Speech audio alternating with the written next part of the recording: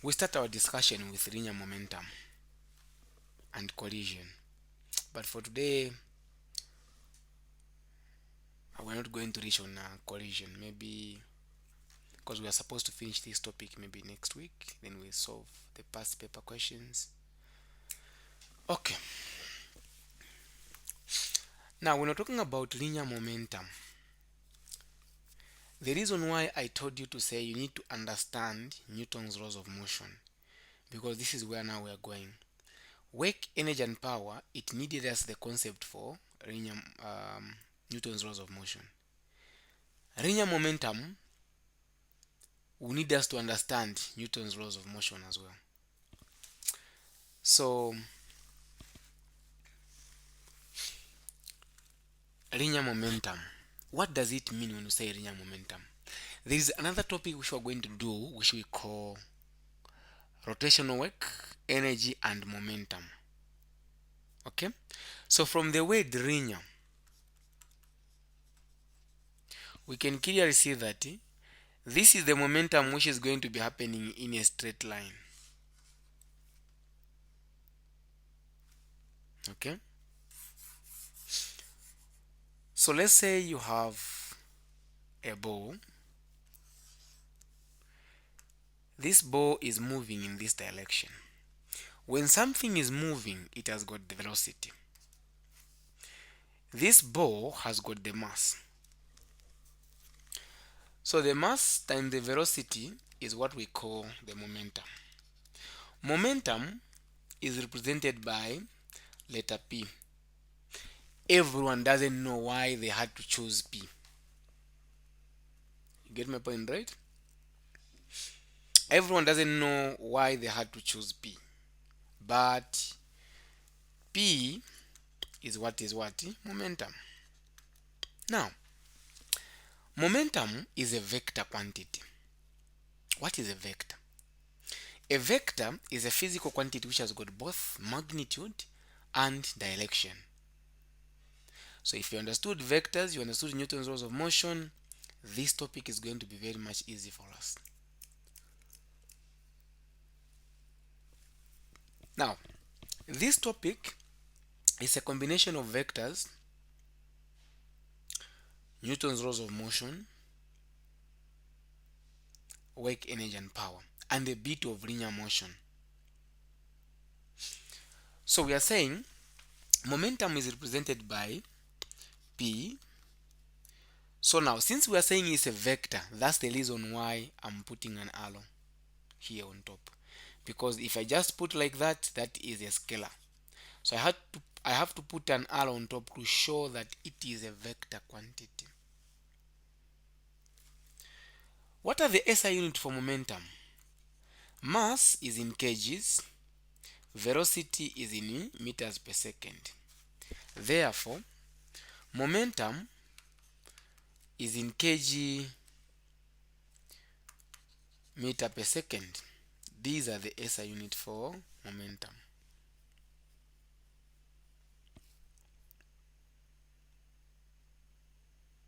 Okay? Momentum being the vector quantity, it can either be negative or positive. That is okay because it is a vector quantity.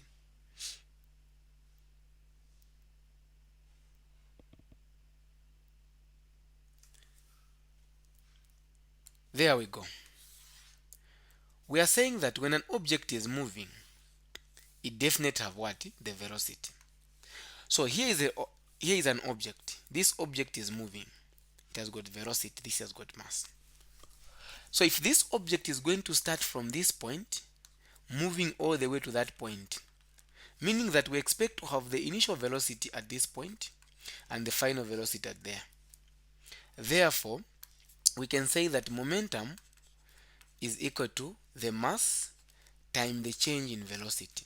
Now, how the velocity is changing times the mass, that is the momentum. Mass doesn't change. Now, what is this change in velocity? This guy so-called change in velocity is the final velocity minus the initial velocity. Okay?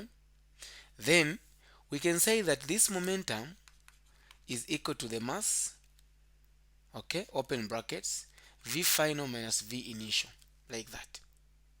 You can either leave it here, or you can go further and say the momentum is, you can distribute m, so it will be m v final minus mv initial. This is also another formula. It's either you can use that, you can use this, you can use that. We are all talking about the same thing. You understand? Any questions so far?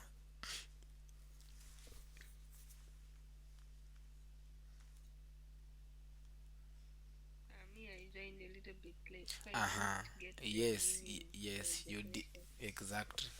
Why did you join late?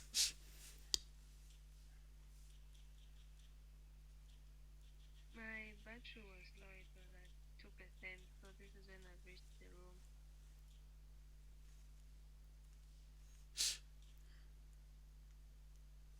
Okay. So, although I've not even, have I? No, I've not even given you the definition. I'm first driving the formula and then we are going to get the definition from there. Okay? So, since we are saying that momentum is equal to mass times the change in velocity, the definition will come from here. Momentum is the product of mass and velocity. That's the definition of momentum.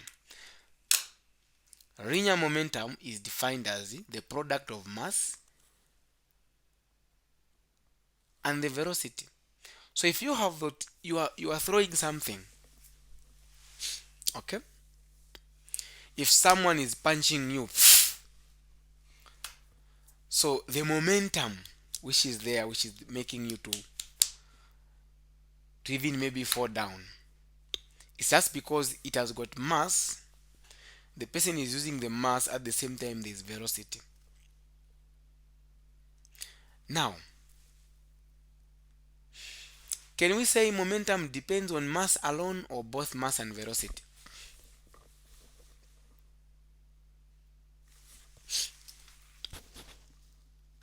Hmm?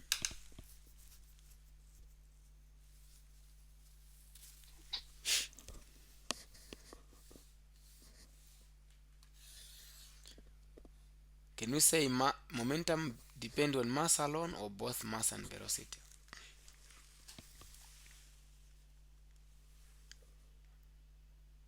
Yeah, I think it depends on both.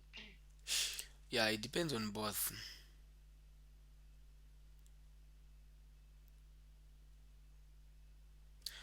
Okay, let's go ahead. Now, there is this guy, what we call impulse.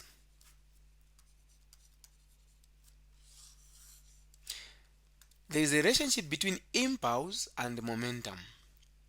Impulse is the same as momentum, only that impulse is given by force times the change in time. Get me right there.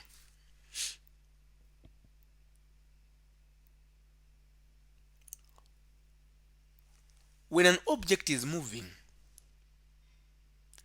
for it to start moving, meaning we have pushed it, or maybe there is a force which has been applied. Get me right there. Now, I want you to understand this, guys. If you have got a ball, okay, this ball can't start moving on its own because it is not in free fall. We have to apply the force. When it moves from point A, let's say all the way to point, maybe this is point B. The time it takes for it to move from point A all the way to B times the force which you use to push that object is what we call the impulse. Now, that object has got mass. As it is moving from point A to B, definitely is going to move with what? Velocity. That's where now the impulse, or that's where now the momentum comes in. So since we say that momentum is given by mass times the change in velocity, how the time is going to be changing from point A all the way to B times the force, that is impulse. Meaning that impulse and momentum, they are the same things. Only that we're not talking about impulse, we're talking about the force times the time. We're not talking about the momentum, we're talking about the mass times the velocity. Get me right there.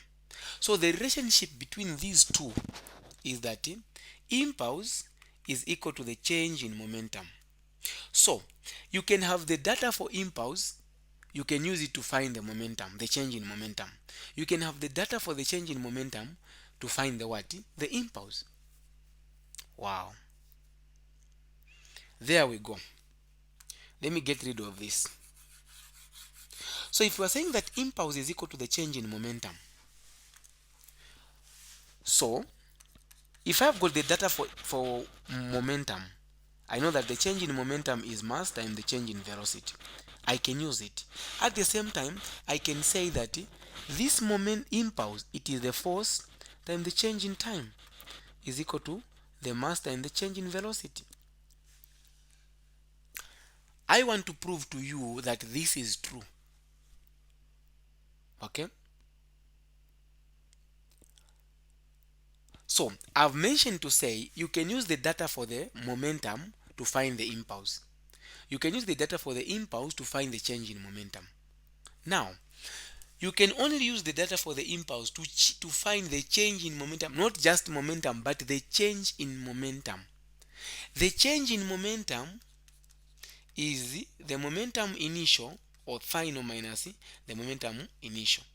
This is also very important. There are some questions, especially for 10-15 tutorial sheet.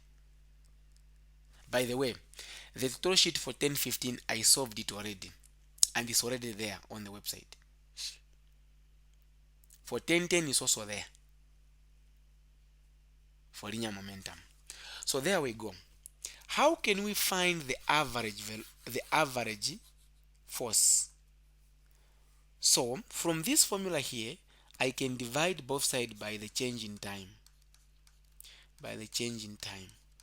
So the force is going to be the mass times the change in V divided by the change in T. So this formula is what we call the one for finding the average force. The average force is given by the mass times change in V divided by T. Now, what is M times change in V? I'm asking you. What is M times the change in V? It's momentum. It's momentum. Meaning that I can also rewrite this formula to say it is the same as the change in momentum divided by the change in T. So, two formulas for which we have to know for the average force. So the average force can be given by the mass times the change in V divided by the change in time, or the average force can be given by the mass, since the mass times change in V is the linear momentum. So I would say that's that. These formulas are also very important for you.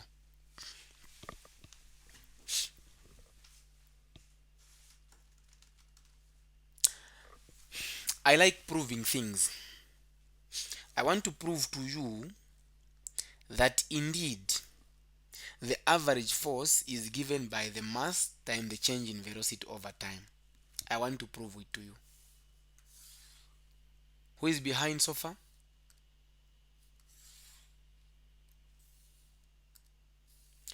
Who is behind so far?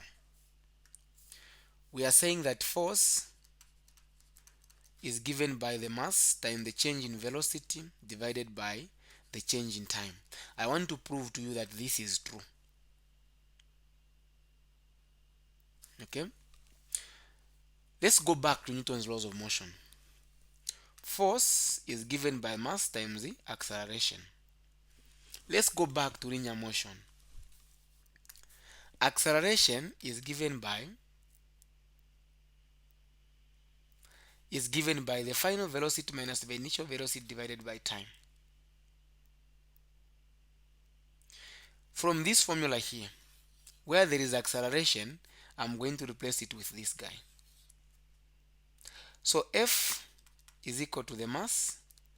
In the brackets, I'm going to have final velocity minus initial velocity divided by T. I mentioned to you that the change in V is equal to the V final minus V initial. That would mean to say where there is change in v, I'm going to replace it with that. Or where there is final velocity minus initial velocity, I'm going to replace it with the change in v. So I can clearly see that F will be equal to the mass times change in v divided by time. So if I'm to open the brackets, then it's going to be F will be equal to the mass times the change in v divided by time. This formula is the same as that. Have you seen that is true?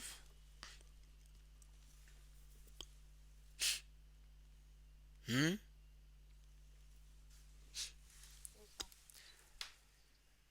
Okay.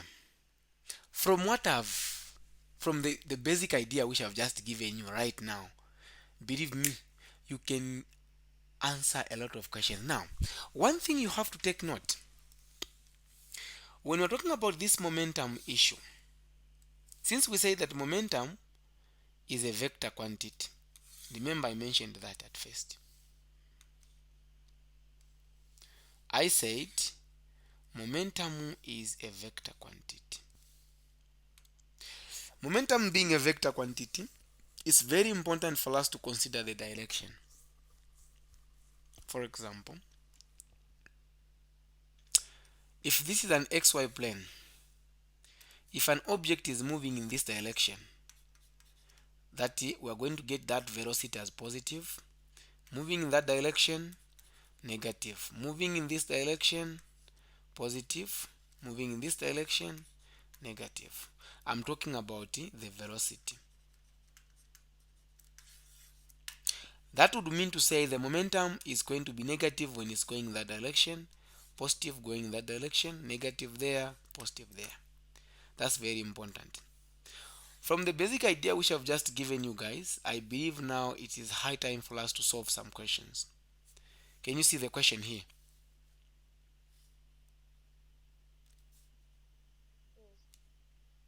So here's the question for you. A golf ball of mass 5.05 or 5.0 times 10 to the power negative 2 kgs is struck with the club in the figure. Okay, forget about the figure. The force on the ball varies from 0 when contact is made up to some maximum value when the ball is maximally deformed, and then back to 0 when the ball leaves the club. As a graph, okay, there was a graph showing what assume that the ball leaves the club faces with a velocity of, okay, so it was leaving with a velocity of 144 meters per second,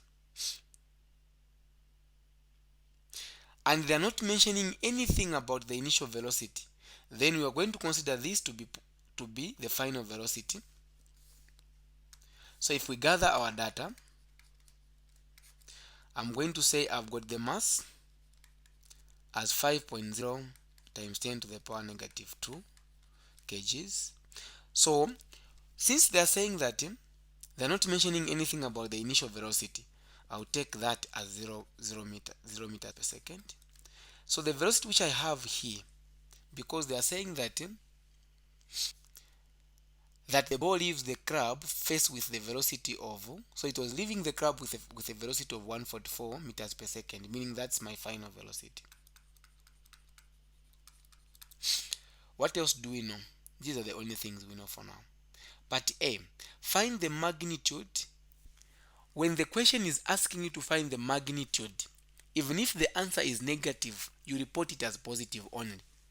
Find the magnitude of the impulse due to the collision. I told you that impulse is given by the force times the change in time. Do we have force here? We don't have. Do we have time? We don't have time. I also taught you to say momentum is given by mass times the change in velocity. But I gave you another relationship to say momentum is equal to the change in, or impulse is equal to the change in momentum. If I have got the information for momentum, I can use it to find the what? The impulse. This is what is happening here now.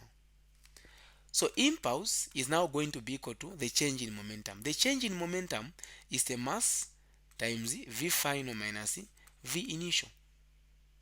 So meaning that impulse will be equal to, what is the mass?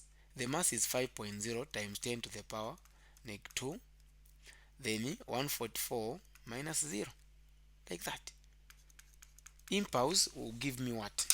Those having a calculator nearby, my calculator is very far, I think. Anyone with a calculator?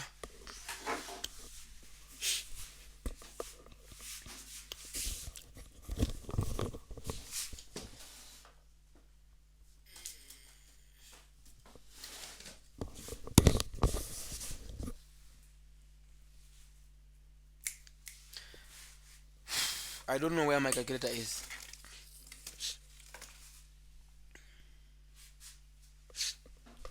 Do you have anyone who has got a calculator?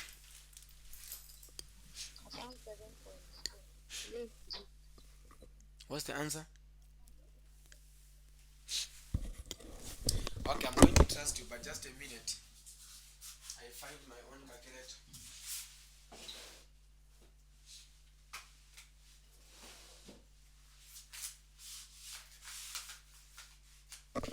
I don't want you to come and tell me, no, that day we found the wrong answer. No. Okay, you are saying what's the answer?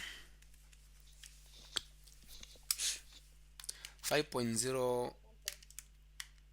Okay, just a minute. 7.2, right? Now, I didn't show you the SI units for momentum, for impulse. Force is in Newton, time is in seconds, so it is Newton seconds. So it's 7.2 Newton seconds. Is that okay?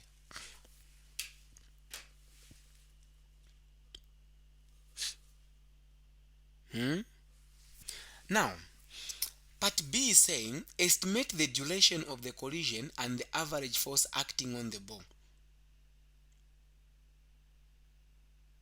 We're trying to find two things here. What can we do, guys? We have now the impulse.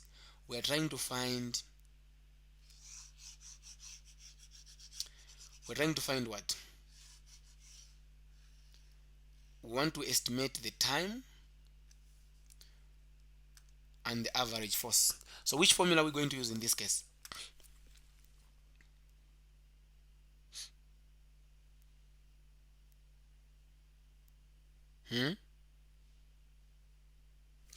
Estimate the duration of the collision and the average force acting on the ball. Tell me, from the information we have.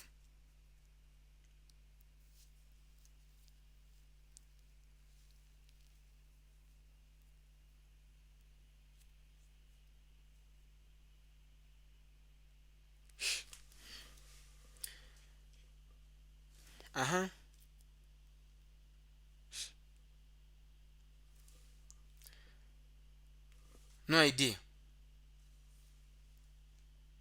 I think first we have to find the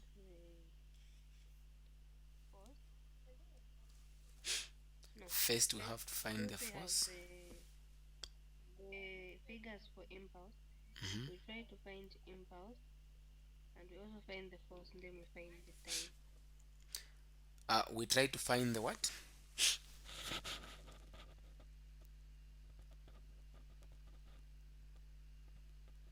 I think I've not gotten your point. We will use the formula for impulse to find time. Since force, we can calculate force equals ma. We have the mass, then the impulse we can find time. So what should I write? And write impulse is equals to force. I should write impulse is equal to force times time.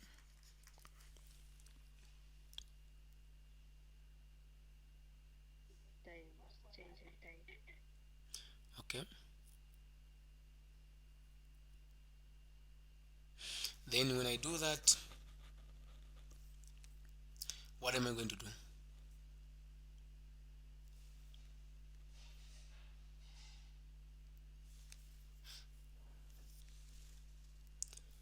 because I don't have force, I don't have time, but I have impulse.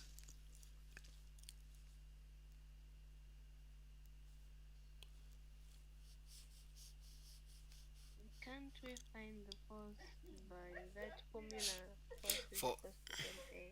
We can use the acceleration, which is 9.8, and the mass oh, 10 okay, meters. okay. So we can't use 9.8 because we are talking about linear. Unless if it was due to gravity, that's when you can use acceleration due to gravity. So in that case, you can't use that one. So now, okay. There was a graph, like the question is saying, as shown in the Just figure a below. minute. Yeah, just a minute before you go there. So from this question, there was a graph I can remember very well because I solved it last year. There was a graph where they were showing the distance. So there was a distance from where they go where it was starting from all the way from where it was leaving. So they gave us that the change in x.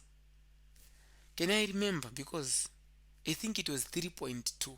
3, no, was it 3.2? It was 3.0 times 10 to the power negative 2 meters. They gave the distance from the graph. I'm going to send you the actual question, okay? So they gave the distance that it was 3.2, no, 3.0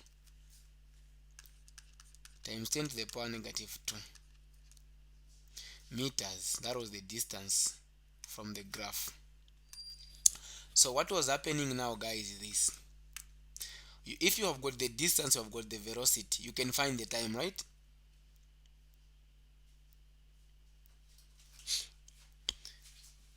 Distance is equal to speed times time. So now in this case, speed is the velocity. So it's like you have the speed, you're trying to find time anyway. So it's going to be time. It's going to be time is equal to what?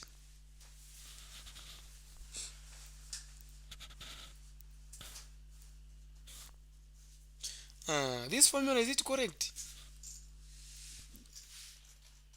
Speed is equal to distance over time, man. It can't be distance is equal to speed. Speed is equal to distance over time. So we're trying to find time. So we'll have this. So you divide it by s, which is the speed, s, yeah. So t will be equal to the distance, which is the change in x, divided by the velocity, which is change in v. So you realize that the time which you are going to have now, okay, the time which you are going to have, the distance is 3.0 times 10 to the power negative 2. And this guy is, the velocity is just 144. So if you do the math, 3.0 times 10 to the power negative 2 divided by 144. Yeah, this is now correct. So the time was 0.08 times 10 to the power negative 4 seconds. That's why the question was estimate the duration of the collision and the average force. So the time, the distance they gave from the graph, it was there. On that here there is no graph, but it's okay. Then another one was what? Now since you have got the time, you can now find the average force. So you can say average force, you just say this is going to be equal to the impulse divided by time. So impulse is the one we found here, 7.2 divided by 2.08 times 10 to the power negative 4. Who is behind?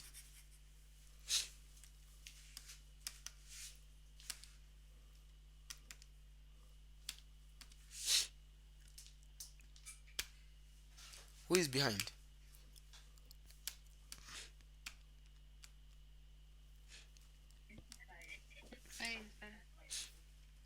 So you find that the answer will be, should be that what? 34.62 newtons. That's the average force.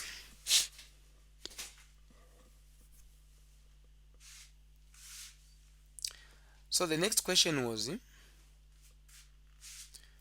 you find the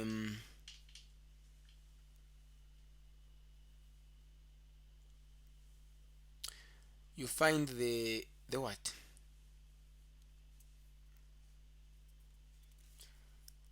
I've even forgotten. What are we finding?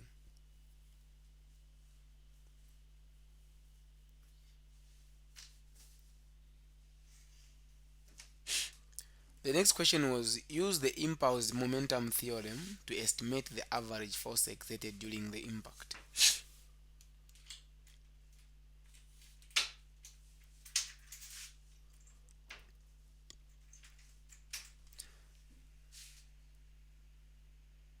Use the impulse theorem to estimate the average force exerted. The answer is the same. I don't know what these chaps were thinking. So I think the first question was just asking about, it was supposed to be estimate the duration of the collision. Then the other one was, we find now the force, which is the same force which we're talking about here. It's going to be the same. So use the impulse theorem. Impulse theorem is the same one we're talking about here.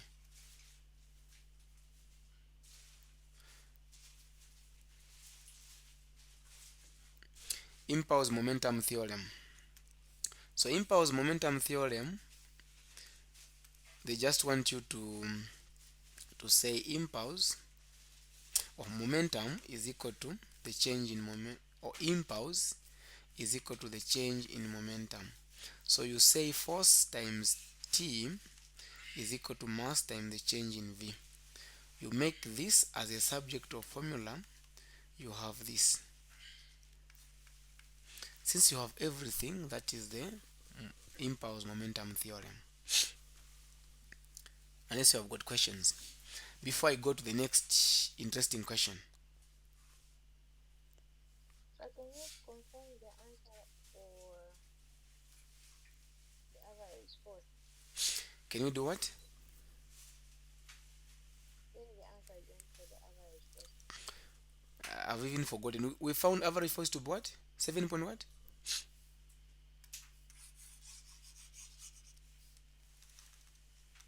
The impulse was 7.3. What was the average force?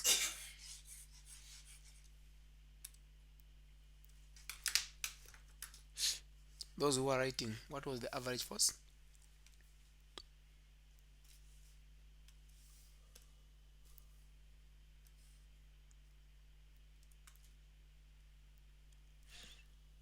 Okay, I think you will find and then you tell me the answer.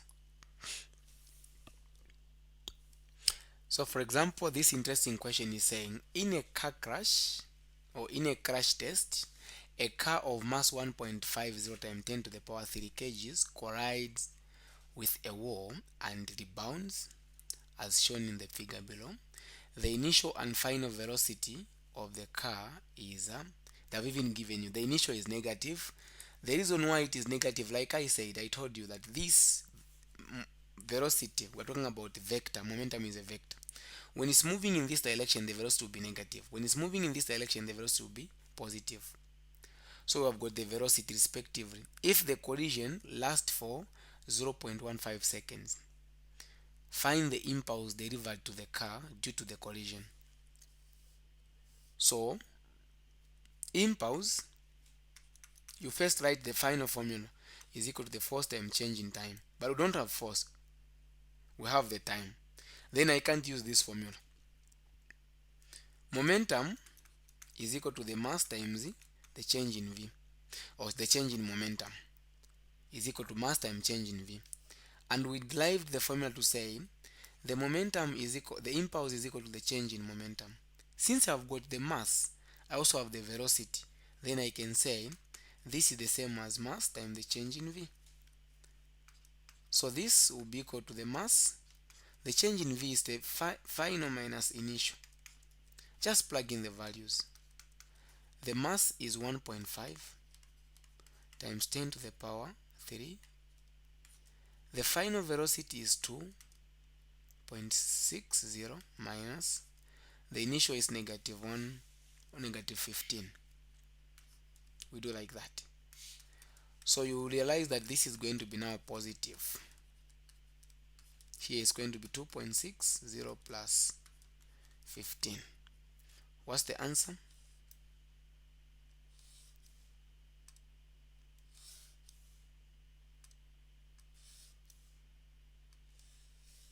What answer are you getting?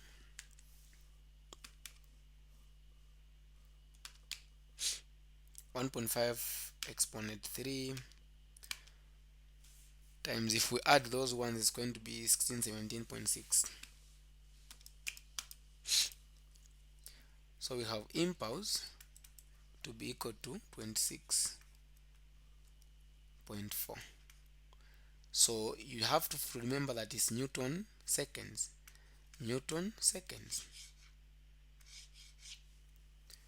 The next question is the size and direction of the average force.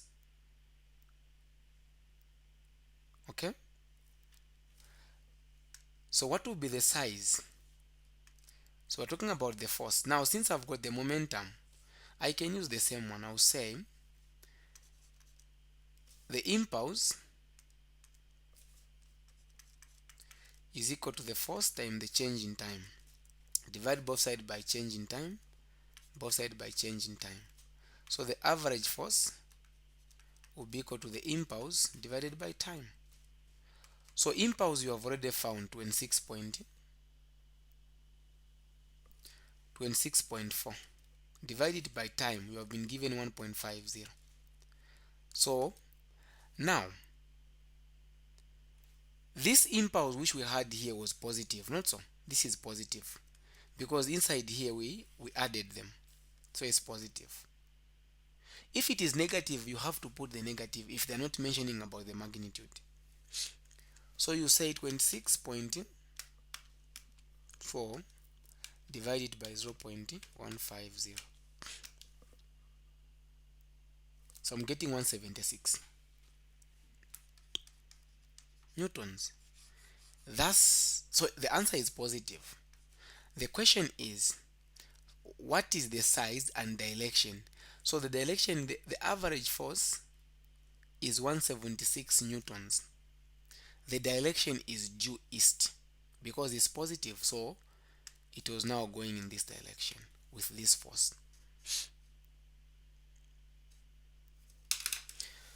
I think the introduction which I've given you is just okay, unless if you have got questions before we start conservation of energy next time when we meet.